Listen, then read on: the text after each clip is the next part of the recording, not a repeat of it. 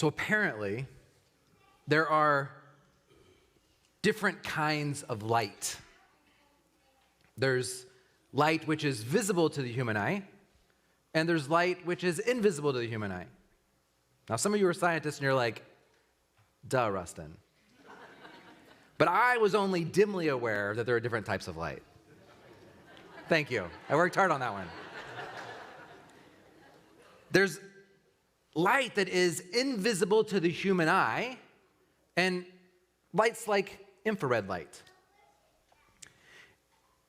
It turns out that even as we worship here and now, both visible and invisible light are emitted shortly after the Big Bang, and that light is just now finally arriving to be visible for us. Right? Think about that. That's insanity. It's so far away, so far back, and just now we're beginning to see this. Now, many of you have heard of the Hubble telescope, right? You may or may not know that Christmas last year, they launched the James Webb telescope. And if you haven't seen these pictures yet, they're pretty incredible. So the Hubble telescope, if you look at the left picture, or whatever side that is for you, that's still pretty amazing, right? It's still quite beautiful. This is a picture often known as the hand of God, right? It looks like a hand reaching up and holding. Well, when they pointed the Webb telescope to that exact same spot, look at the difference. Because the Webb telescope sees what's invisible to us. It shows us the infrared light. Now, there's more pictures. In fact, if you want to turn to the next one. The bottom left one is what happened when they pointed the telescope to the darkest part of the sky. That when the Hubble telescope looked at this spot, it was just blackness.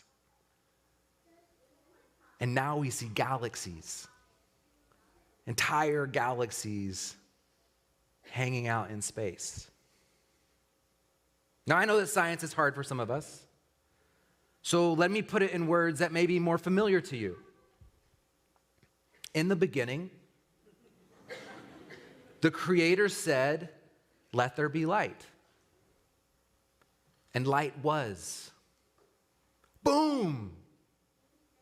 And we call it the Big Bang. And then light in all its glorious forms, a spectrum, some of it we can see and some which until recently we couldn't see. But soon and very soon, thanks to a telescope which was launched on Christmas Day. That's kind of ridiculous, right? We're able to see things that we haven't yet seen. Now here's the part where my ability to comprehend wanes. The Webb telescope will be able to see farther back into time, capturing information from ultraviolet and infrared light emitted during the epoch when the very first galaxies were formed and now arriving for us to see, being redshifted by the expansion of the universe. Suffice it to say, the largest and most powerful telescope in human history is gonna blow our minds, revealing information that will literally change how we understand science and the origins of the cosmos. Scientists are gonna be unraveling this information from this device for the next 100 years until they launch the next one that sees things that even Nick can't see. Now, for me, the fabulous thing about scientific method is that it's a way of thinking which enables us to confirm, deny, or revise our theories about the natures of reality. Right? That's scientific method. It's just a process. It's a process that helps us either confirm what we think to be true, to deny what we used to think was true, or to revise and say, hey, we know a little bit more than we used to. That spot's not black. There's entire galaxies there. In this ever-evolving cosmos, our theories about what it is and isn't have to hold up to what's observable and what we can now see that we used to couldn't see. Now, a wordsmith like myself takes great delight in the origin of words. I love etymology. Now, the word theory actually comes from the same Greek root as theology. Theo is Greek for mystery, a mystery that we've come to call God. And logos is this Greek word for word or reason. So the combination of these two words came together over time to evolve into a verb called theoria, meaning to watch and contemplate and speculate on ideas about the nature of the God we see. Is anybody uncomfortable yet? See, we as humans are so fond of theorizing. We love it. We theorize about our neighbors, right? Why are they coming home so late every night this week? Right? We love to come up with theories, but we do the same thing when we think and talk about God. And so, just like the scientists in this moment are having to prepare themselves for new epiphanies, which are about to confirm or deny or revise their understanding of space and time, somehow in the midst of the world of the church and people of faith, we've said, well, no, once it's been said, it just is. Right? So we get handed ideas, and we feel that somehow we're attacking God by questioning them. But remember, it's just a theory to begin with. Right? It's a bunch of us, men and women, men because they were the only ones who could write for a long time, legally, who were theorizing and making the best attempt to explain to us who this mystery, this ground of all being is, and how it relates to us, and how it shifts and changes and makes us. Theologians have been very fond of speculating about the nature of this mystery, this nature in which we live and move and have our being. And like the scientists who created the Webb telescope, I'm a theologian, and you are too, who wants to know where it all began. We want to make sense of why we're here on this planet. We want to make sense of why we have families and what's the purpose of that. We want to make sense of why people die and what do we do with that. We want to make sense of our emotions and our feelings. We want to make sense of all of this. And so we ask the questions of what and where and why and how. And I have some questions of my own. Like, where does love come from? How do we know love? How do we experience love, feel love, embody love? Like, I'm a head guy, and I'm doing this 9-month retreat process, once a month. And in this retreat, there's this desire to help us feel, right? But I have to go from my head to my feeling, and sometimes that's hard, right? I want to pick it apart and disassemble it and look at it and be like, okay, now I can feel because I know what it is and where it's coming from. But some of you are feeling people, right? Your first intuition is, man, I feel love first, and then I get to know it. So how do we love? How do we experience it? How do we feel it? How do we embody it? In her latest book, The Primacy of Love, the scientist and theologian Leah Delio says, and quotes Teilhard de Chardin, she says, love is the most universal, the most tremendous, and the most mysterious of all cosmic forces. Love is the most universal, the most tremendous, and the most mysterious of all cosmic forces. Other theologians have said, you can go to any country in the world, even that doesn't speak your language, and you can talk about what it feels like or what it is to be loved, and people will understand what you're talking about. Sociologists say there are only two human experiences that are that base: love and suffering. You can be in any world at any time and talk about suffering, and somebody goes, yeah, I got that. Be in any country, at any time, at any place, talk about love, and people are like, yeah, I got that. Teilhard speaks of a cosmic love. He says, I'm embedded in the force field that is driving the cosmos towards being made ever new, towards greater integrity, towards greater consciousness. Right? His idea is as we move toward this love and as the universe ever expands, that what's happening is love is also expanding. And as love expands, we're being made new. The world around us is being made new. It's getting greater integrity, meaning that it's becoming more of what it was intended to be, and it's getting greater consciousness. So more than any other thing in my life, I want everyone to know love. If I have one purpose on this planet, it's that all people may know that love is literally the only reason we exist. It's all there is. There's nothing more. Anything we do grounded or finding its meaning within love is worth doing. Anything we do that is not grounded or find its meaning in love is like a clanging gong and cymbal.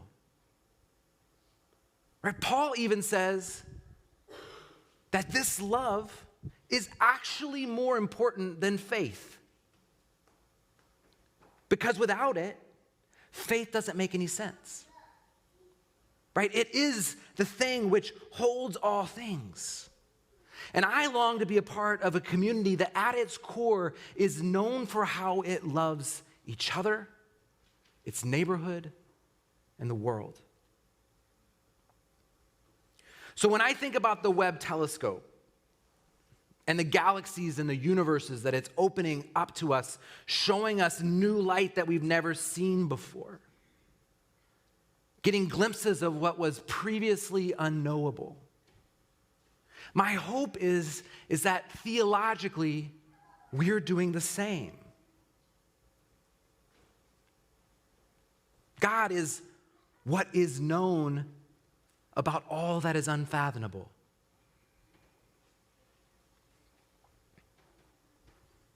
So, last week we remembered or were awakened to this idea that John introduces us to in the text of 1 John, where he says, God is love.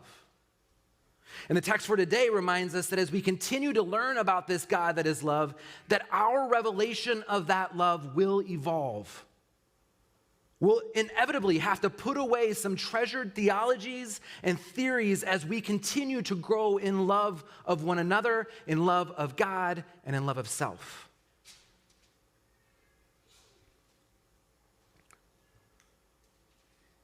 So this is what's happening for John and for Paul. Right? Paul is in this place, and here's what I love about Paul. Paul is just like you and I, meaning that Paul never walked with a living Jesus. He walked with a resurrected Jesus, right? He walked with the Christ. It was the Christ that he met that led to his conversion and awakening, just like you and I. So when John talks about Jesus and the people of John talk about Jesus, they were walking with Jesus and they had this revelation of this person who was flesh and blood, and they were trying to make sense of what this flesh and blood experiences of healing and hope and restoration that they felt. They were trying to make sense and use words to describe that. But Paul isn't confined by those experiences because he's seeing with a different telescope. He's experienced a Christ who met him on the side of a road through a voice and leads to his blinding and transformation of who he is. And so, when Paul is writing to the communities in Corinth and Ephesus and Galatia and Thessalonica and Philippi and Colossae, he's looking through a lens of where Christ, as he met Christ, literally changed the course of his life and history. He saw things that he had not seen before. Jesus the Christ turned Paul's world upside down and altered his entire trajectory. Now, as he writes to this church in Corinth, they're fighting about whose faith is better, right? Who has the better spiritual gifts? Well, I can talk in tongues, so I'm better than you. Well, I have the gift of prophecy, so I'm better than you. Well, I can do miracles, so I'm better than you. And they're having this conversation, and they're worrying about all of these gifts that came from the ground of love. But they've forgotten the love part. Right? So they're having this conversation, and not only that, but they're having conversations about who's richer and who's poorer and who deserves what when they come to the table and how all this. And Paul says, wait a second, your lens is jacked up. You need a new telescope. You need to see things differently because all of that stuff that you're fighting about is a pool of cess without love. It means nothing without love. It's just fancy parlor tricks without love. If it's not rooted and grounded in this love, then we're missing it. What was formerly invisible to Paul was made visible by this man, Jesus. And in Jesus, love takes real hands, real feet, and a real face and puts it on. And it lives in real action. So many theologians, when they look at this passage in 1 Corinthians chapter 13, they call it one of Paul's greatest theological writings, the hymn of love. But many theologians actually see this as Paul's Christology. Paul is defining for the people in Corinth who Christ is. Love. Love is the subject of 16 verbs in a row. It happens in every phrase of this passage. And it may not come as clearly in English as we would like it to, because when we think of things like patient and kind, that doesn't feel very active to us. But instead, in the Greek here, Paul is claiming that love shows patience. Love acts with kindness. Each of these are verbs. Here, love is a busy, active force that never ceases to work. It's always finding ways to express itself for the good of others.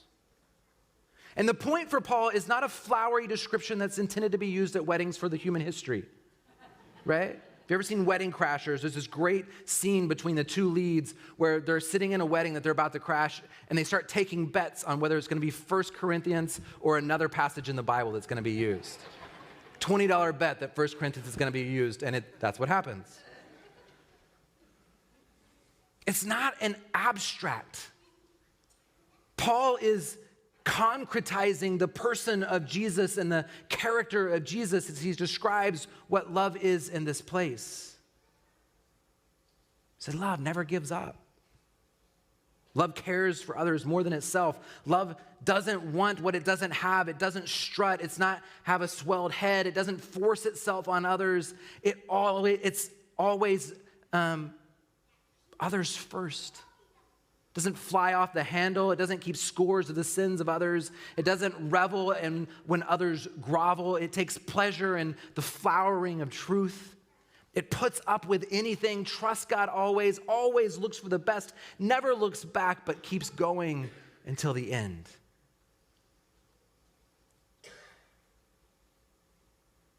From the moment that you were born into the moment we die, every minute, every hour, every day, every month, every year, every decade, and every moment in between, God is teaching you and me the same thing. He's teaching us how to be more like him, to be more like God, to be more fully the loving person that God has made each of us to be. And that's what it's all about.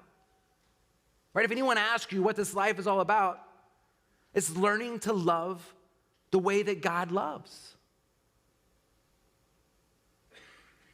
So how did John and Paul come to this conclusion that God is love?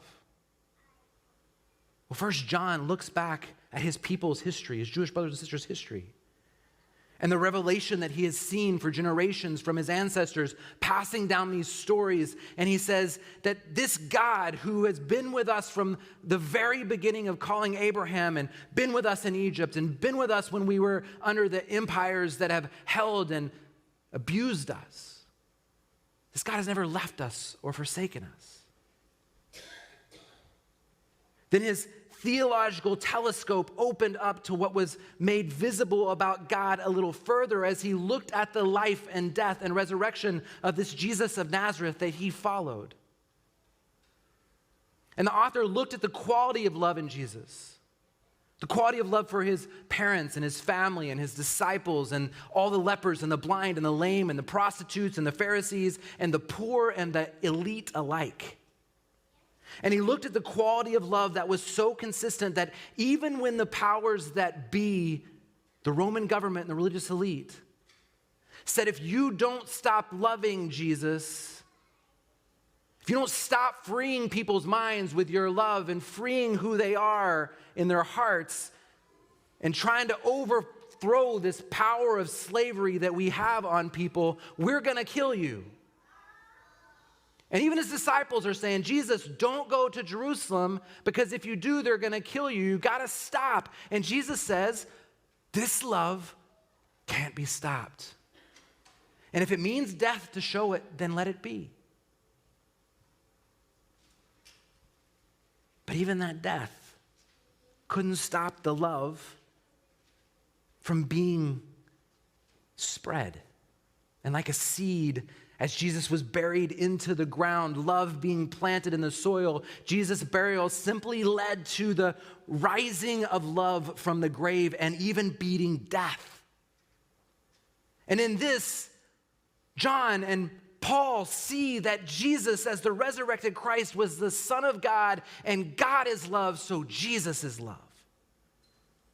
And now we are even clearer about who God is because we see the revelation of Jesus. Before, we might have wondered if he was a mean old guy who threw lightning bolts down from us when we weren't living right, but now we know that's not true because Jesus has shined light in a darkness. So do you get the syllogism? In Jesus, if Jesus is God and Jesus is love, then God must also be love. See, I believe that this is how the Apostle John came to this brilliant first-time conclusion that God is love. So it's in the evolution of theological thought that births this theology and work of Paul. So when Paul writes to these conflicted and confused and overwhelmed communities of faith who are trying to figure out what this faith looks like post Jesus' death and resurrection, and they're struggling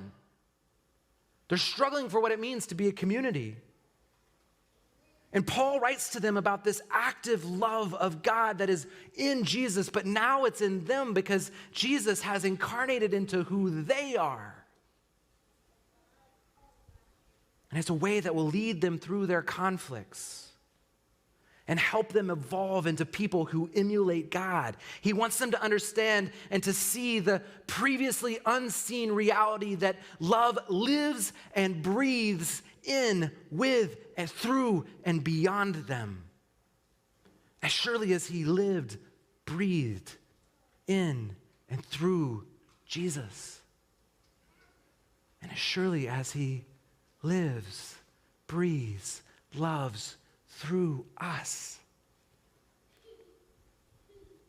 So like each generation of new telescope and technology, with theological humility, we claim alongside Paul, for now, all of this stuff that we hold, we see in a mirror dimly,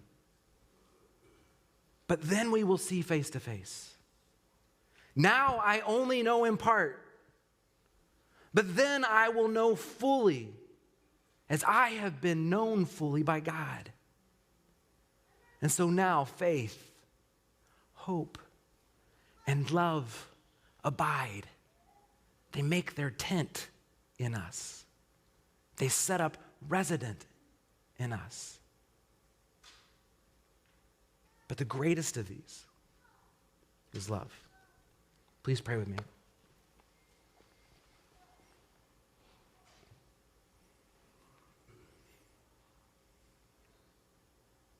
God, you are love.